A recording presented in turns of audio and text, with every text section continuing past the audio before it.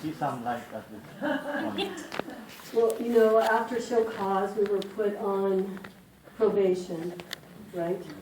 And then, you know, there was still a lot of accreditation work to do, so we were all spinning in terms of work to get and do those things.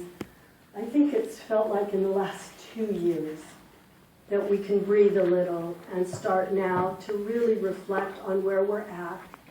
What did we do then that we want to keep and is working? And what now needs improvement and revision? But I think it still goes back to what I said earlier, and that is we just decided we weren't going to go down with the ship, all right? That we had to get past our turf issues.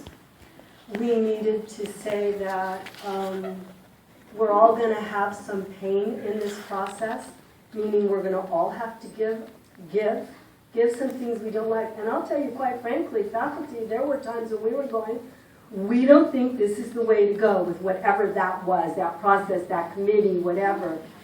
And we just had to suck it up and say, you know what, it's for now. And that's one of the things I would encourage you to keep in mind. You may have to go through a period, like we did, where you do things because you got to put the Band-Aid on in order to continue going. And then you build into your process evaluation and review that's data-driven. And you start to rebuild in the areas that you may be challenged by. I don't know all of yours. I know ours. We have trust issues. A lot of times you'll hear that when colleges are put on various serious levels of sanction.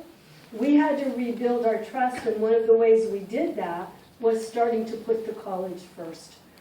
And starting to take some risks and being willing to maybe do some things in some new ways, and realizing because for DVC we changed slowly, we were very methodical, we didn't change much very often, and all of a sudden we were being asked to change a lot.